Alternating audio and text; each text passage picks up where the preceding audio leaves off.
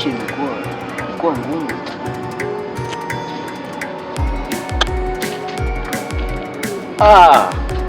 Houseboy. Ita houseboy na wewe mwenyewe ni houseboy. Unajua wewe ni senior houseboy. Umaliza kuosha maduve. Unatoka kuosha maduve. Maduve. Naona hii trouser ni kaya boss wako. Na mwenyewe nilikuwa nasikia mavyombo zikipiga makelele huko. Mimi nilikuwa najua tu sasa unanisikizanga.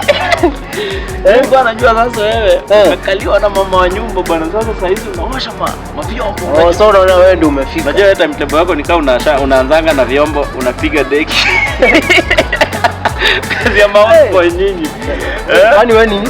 Wewe ni houseboy pia? Lakini wewe ni 001 basi. Ni sawa. Kuna kitu kinanisumbua. Kitu gani bwana? Imagine yule Mathe boss wangu. Nikwambie, anakufanyia vipi? Kufia vibaya sana. Amekufia? Sasa sijui nifanye aje. Niko na stress hizi sijui. Unajua naogopa bwanake. Unajua wewe nitafanya aje by the way? Unajua nimebukiwa mpaka ticket. Nikao umeshusha mizigo nini? Lakini si hivyo. Lakini si wako peke yako. Hao mama tunafanyia kazi. Unajua sasa ni kama wanapenda vijana barubaru kama sisi. Mimi wangu sasa hata sijisema hata amenikufia. Yule hata ni kama yani mimi ukiangalia mapenzi yenye ameamua kunimiminia mimi. Sasa amekukufia na umevaa trouser ya houseboy 001. Umevaa trouser ya bwanake. Kwenda huko. Sasa mimi ndio sasa kusema pale. Unavaa je trouser ya bwanake na unaweza umekufiwa. Kwanza unatumia vitu zake. Amenikufia. Akanipea trouser ya bwanake. Hiyo ni heshima. Sasa hebu ni advice. Ameshatoa ile heshima kutoka kwa mzee wake, akaileta. Unaona vangu zake. Hebu ni advice hapa. Utafanya. Sasa wewe hata kama unajua wewe bado ungali kijana mdogo sana. Mimi ni mdogo lakini unajua pia mimi nataka kuomoka na hii pesa. Mimi hata kama mimi siwezi teseka Nairobi hiyo miaka yote. Sawa, mimi hata kama mimi ananikufia, lakini pia inafaa unacheza kiplani. Unajua wewe ni mtoto mdogo sana.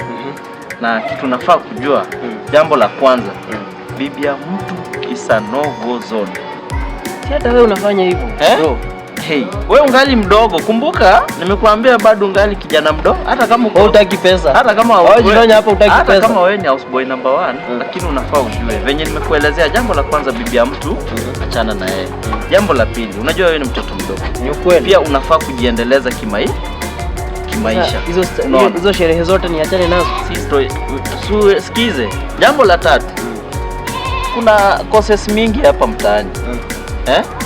Badala ya kufikiria mambo ya bibi za wenyewe, fikiria hata kurudi shule. Uanze kufikiria yale ambayo mwalimu anaweza kuwa anakufunza. Ndio maana hapo mbeleni kimaisha, hata kama niyo certificate itakuja kusaidia mahali.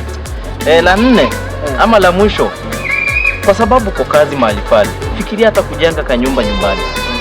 Unajua licha ya kwamba ni msimu wa festive, unaweza kuwa tempted. Na si vizuri mzee wa wenyewe akupate pengine wewe unapalilia shamba lenye si lako.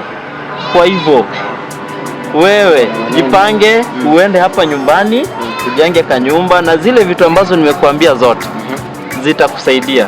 Kwa hivyo nisiende Ndiani. Lakini wa mama wenyewe sasa nisiende Mombasa ama Diani huko. Utamezwa bwana. Sawa. Wewe ni ndugu yangu na kwa advice kama ni sawa nimekubali, lakini sasa ukisikia la mkuu vunjika guu. Wewe mwenyewe unamezea wa mama wenyewe mpaka unavaa trouser zao.